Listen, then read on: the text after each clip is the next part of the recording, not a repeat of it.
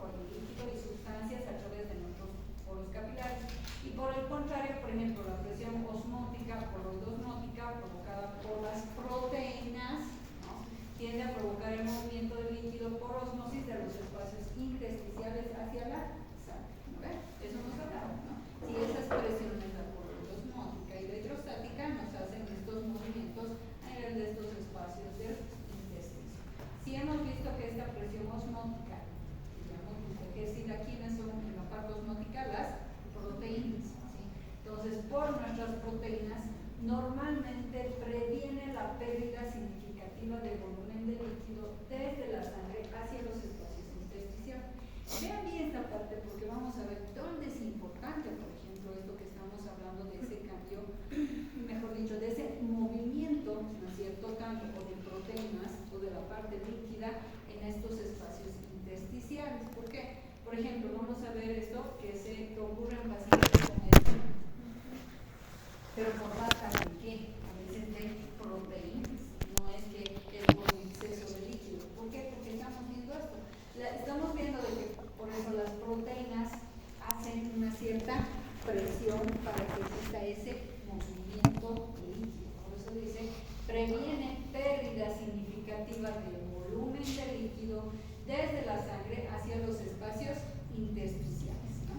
Vamos a ir viendo en la parte de los tejidos. El sistema linfático también tiene su importancia al devolver a la circulación las pequeñas cantidades del exceso de proteínas y líquido que se pierde desde la sangre hacia los espacios intersticiales. Y tenemos dos puntos, ¿no es cierto?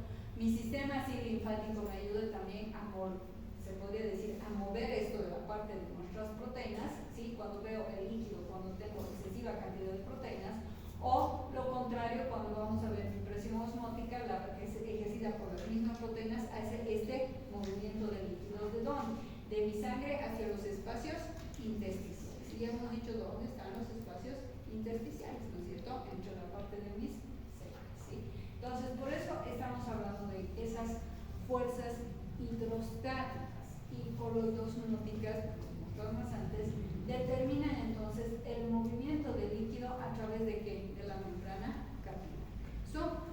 Estas presiones son las que hacen ese movimiento, ¿sí?, a través de esta membrana de los capilares. Acuérdense, ahorita es microcirculación netamente, ¿no? Por eso hemos hablado capilares, arteriolas, ¿no?, y el sistema linfático. ¿Cuál es la función de estos? Entonces nos están mostrando que estas fuerzas van a hacer ese movimiento a través de estas membranas capilares. Por eso dice, tenemos entonces 4 fuerzas principales que van a determinar si el líquido va a salir de la sangre hacia el líquido intersticial o en dirección contraria. Sería entonces ¿de dónde? Del intersticio hacia la sangre, ¿no es cierto? O sea, ese es el movimiento que estamos queriendo ver, ¿sí? Estas fuerzas se denominan fuerzas de Starling, que en honor al fisiólogo Ernest Starling, que describió esto, ¿no? Él pudo ver y observar este movimiento de estas fuerzas a través de esto, tanto del intersticio a nivel de la parte vascular, ¿sí?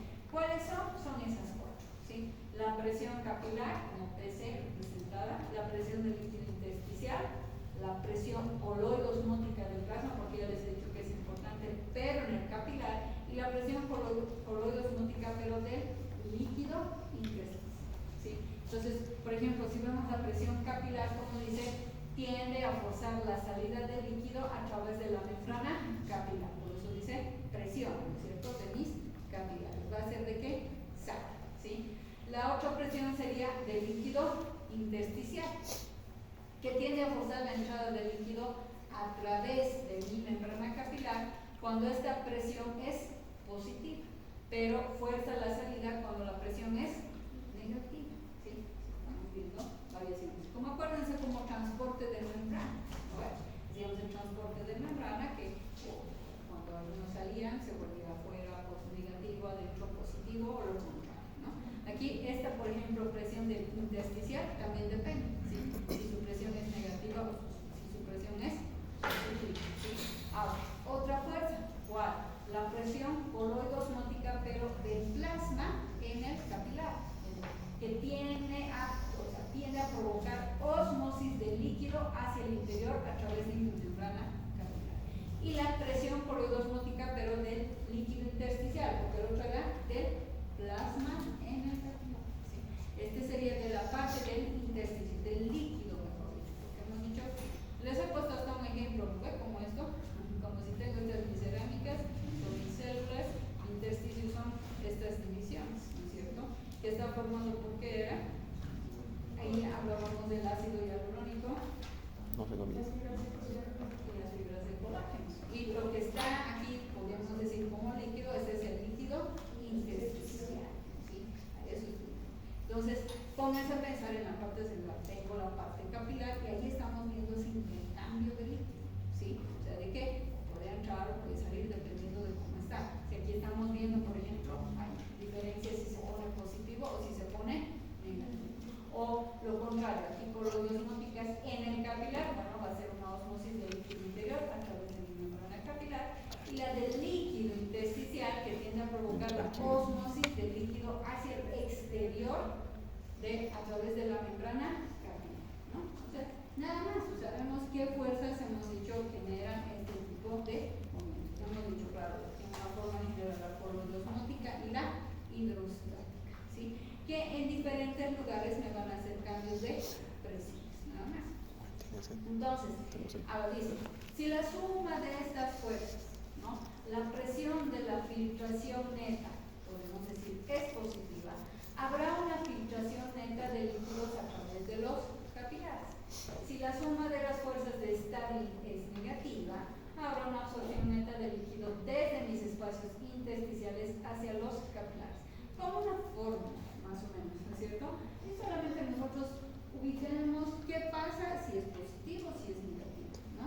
Y aquí simplemente, claro, estamos haciendo como que fórmula, si voy a sumar este y si me vuelve positivo en este espacio, va a haber estos movimientos, ¿sí? Nada más, ¿no? Para que no se vayan a complicar. Por eso, si voy sumando, entonces, y termina siendo, sí me genera una cierta fuerza, ¿no? Sea positiva, sea parte negativa, ¿sí? Entonces, si decimos que normalmente vemos la presión, ¿no es cierto? Es ligeramente positiva, que hemos dicho, esta sería, ¿cuál sería el resultado de la PNF? ¿Qué sería la PNF? Presión neta de filtración.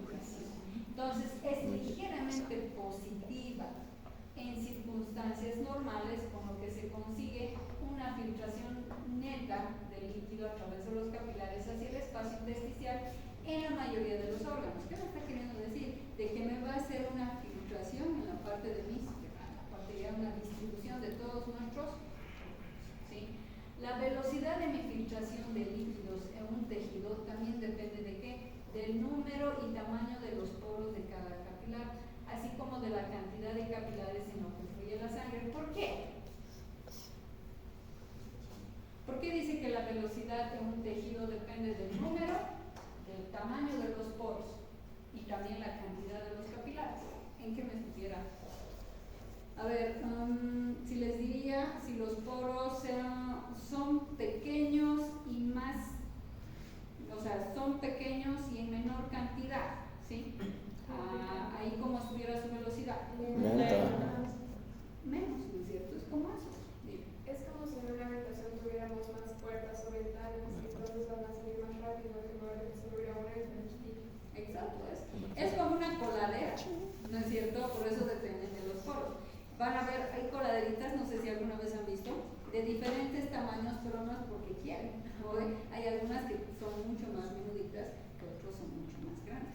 O pueden tener, por decir, yo voy a tener aquí como que 10 ventanas chiquitas, pero tengo nomás una buena cantidad para poder abrirlas todas y poder, para que pase el aire. A comparación que tenga solo 2, ¿no es cierto? A no ser que sea mucho más grande, ¿no es cierto? Uniendo varias. Entonces, a eso se refiere. Simplemente es eso. Los movimientos del líquido de un espacio a otro espacio. Nada más, ¿no? Eso es lo que estamos viendo, de presiones. Y por eso es importante, como se dice aquí, miren, la presión hidrostática capilar. Acuérdense, hemos hablado de hidrostáticas y coloidosmóticas, ¿sí? La presión hidrostática capilar, bueno, para eso, solamente es por mencionar, porque se usaron varios métodos experimentales para estimar estas presiones. Por ejemplo, una canulación directa de los capilares con la micropipeta, ¿no? les he dicho, eso ya sería más a laboratorio, ¿no es cierto? O sea, no vamos a hacerlo nosotros como exámenes, ¿no? Son experimentos o métodos experimentales que han ido viendo cómo se va viendo estas presiones hidrostáticas. Por ejemplo, una ha sido la canulación, por eso directa de nuestros capilares, ¿no? Que da una presión capilar media de, miren, 25 milímetros de mercurio en algunos tejidos como el músculo esquelético y el aparato digestivo. ¿Sí? La determinación funcional, ese es otro, lo han hecho. Determinación funcional indirecta de la presión capilar, que da una presión capilar media en torno a 17 milímetros de mercurio. O sea, son mediciones, ¿no es cierto?, experimentales, o sea, por medio de ciertos métodos, como dicen, para poder ver cómo, cuánto serían estas presiones, ¿no? La presión hidrostática, también del líquido intersticial. Hemos visto, miren, la presión hidrostática capilar, hemos visto estos métodos. La presión hidrostática ahora del líquido intersticial. Los métodos más usados han sido ¿cuáles? Han sido la medida directa de la presión, igual con una micropipeta introducida en los tejidos, porque hemos dicho, ¿no es cierto?, que está ahí en la parte del intersticio. O otro ha sido determinación de la presión desde cápsulas perforadas e implantadas, o sea, solamente estamos mencionando, o determinación de la presión desde una mecha de algodón insertada en el tejido, ¿no?, que han sido como métodos, ¿no?, para poder medir estas presiones, tanto en el líquido intersticial, como hemos visto, como en la parte del capilar, ¿no? Y estos distintos métodos entonces proporcionan valores diferentes, incluso en los mismos tejidos, depende qué tipo de método estamos realizando, ¿sí? Ahora, las presiones que se han podido medir en la mayoría, porque hay que ver, ustedes van a ver que nosotros tenemos ciertas cavidades, tenemos diferentes presiones, si acaso, ¿sí? Como dice, hay líquido libre en el equilibrio dinámico con los líquidos intersticiales que son negativos. Mire, en el espacio intrapleural tengo una presión de menos 8 milímetros de mercurio. Entonces, ¿qué es? Es negativa esa presión, ¿sí? El espacio sinovial articular es igual menos 4 a menos 6. En el espacio epidural, menos 4 igual a menos 6. ¿Han visto? Varios lugares que tenemos presiones negativas. Por eso, cuando hay entrada de aire de afuera o cualquier tipo de, porque nosotros en nuestra atmósfera tenemos presión positiva o negativa. Positiva. Cuando un paciente tendría un trauma, voy a hablar de un tórax, ¿no es cierto?, una herida, ya hay una abertura, ¿no es cierto?, ha fugado, ha hecho un intercambio con el exterior y ahí es donde va a haber esa descompensación, porque ha entrado positivo en un área que es negativa, ¿no? Entonces, eso es lo que normalmente podemos hay, depende de los lugares en los cuales vamos a tener. Por eso les decía, estamos hablando entonces de presiones, ¿no es cierto?, de diferentes lugares. Hemos hablado de los intercambios de los líquidos que tenemos en diferentes lugares, pero como dice, la función de bomba, miren, del sistema linfático es la causa básica de la presión negativa del líquido intersticial. Ya sabes vos de dónde estoy hablando, ¿no es cierto?, qué parte es cuando digo líquido intersticial. El sistema linfático, miren, es un sistema eliminador que extrae el exceso de líquido de moléculas proteicas, los restos celulares y otras sustancias de los espacios tisulares. Por eso van a ver cuando, bueno, no os voy a complicar, pero a veces cuando hay cáncer en algún lugar, y lo que más he visto a veces en mama, dicen se ha tenido que sacar toda la mama con vaciamiento ganglionar, ¿no? Lo de malo es que cuando nosotros nos metemos con la parte ganglionar, sistema linfático, genera a veces un aumento de volumen del sector, porque miren en qué me ayuda el sistema linfático, ¿no es cierto? Entonces, miren, por eso dice, es un sistema eliminador que va a extraer exceso de líquido, ¿no es cierto? Y es por eso que vemos, no siempre, por eso les decía, escúchame, no siempre es porque se le administró mucha cantidad de líquidos al paciente. Hay a veces que vemos que está diagnosticado pacientes que hemos hecho tratamientos con líquidos y dicen, no, es que este paciente está con bajas proteínas, ¿no es cierto? ¿Por qué? Porque no hay, acuérdense de ese rato que hablaba, ¿no es cierto? Porque ese sistema que me ayuda a hacer ese movimiento de estos. Aquí el sistema linfático, probablemente estamos hablando que elimina moléculas proteicas, restos celulares y otras sustancias, miren, de espacios de mis tejidos, por eso dicen espacios tisulares. Normalmente cuando el líquido entra en mis capilares linfáticos terminales, las paredes de mis vasos linfáticos se contraen automáticamente, miren, durante unos segundos y bombean el líquido hacia la circulación sanguínea. Este proceso global crea una presión ligeramente negativa. La función que tiene esta parte linfática, ¿no es cierto? Por eso hemos hablado de microcirculación y sistema linfático, ¿sí? Valores normales de presión de coloidosmótica del plasma alcanza un promedio más o menos, ¿no? Pequeño, de 1 o 2 más de diferencia, de 28 milímetros de mercurio, de los que 19 se deben a los efectos moleculares de quién, miren, de las proteínas disueltas, y 9 milímetros al efecto del Donham, que eso vamos a ver. Es decir, a la presión osmótica extra causada por el sodio y el potasio y los demás cationes que las proteínas mantienen en el plasma, ¿no es cierto? Solamente son cambios de presiones, ¿sí? A ver, para que recuerden, para que vean todas estas funciones de perfusión, lo que tanto, cuando hemos terminado de hablar de la parte del corazón y todo eso, bueno, ¿qué pasaría si ustedes tuvieran, si el corazón estuviera con una cierta compresión? Digamos, estoy, lo que estábamos hablando, un neumotórax. ¿Neumotórax qué es? Es la presencia de aire en el espacio pleural imaginal, ¿sí? Entonces, si digamos esto ha empezado a generar una compresión en el corazón, ¿cómo van a estar sus presiones arteriales de ese paciente? ¿Por qué? Porque el corazón no tiene toda la pulsación completa, porque está comprimido, entonces no sale con la misma fuerza que con el que saldría normalmente. La sístole está disminuida, va a tratar de defenderse. ¿Y qué vamos a tener que hacer? ¿Qué tendríamos que hacer con ese caso? Primero hay que tapar la abertura que tiene el órgano por el que está entrando aire y hay que descomprimir con una jeringa el aire que ingresa. Descomprimir, eso es lo que tenemos que hacer. ¿Por qué les hago la pregunta? Para que vean, miren cómo nosotros vamos viendo. Claro, ustedes todavía están empezando, ¿sí? Pero eso me ha pasado, por ejemplo, yo he estado el fin de semana de turno, ¿no? Y el sábado me llaman de un paciente y me muestran una placa, he hecho un neumotórax total, pero no por un trauma, este ha sido un espontáneo, que se presenta en 1001, ¿no? Como siempre me tocan esos unos. Entonces les diré, no se explotó el corazón, o sea, no podemos, ya.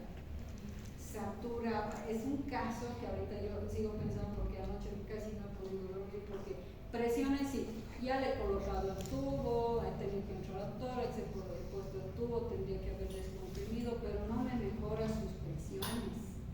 Entonces, ¿qué he hecho? Le he aumentado líquidos, ¿sí? Porque es que ese corazón se ha vuelto ahí flojito porque no sé, había estado 2 días así, ¿no? Entonces, ha empezado, pero no me maneja mejores presiones, no me perfunde. Pero ¿saben cuánto satura? 90.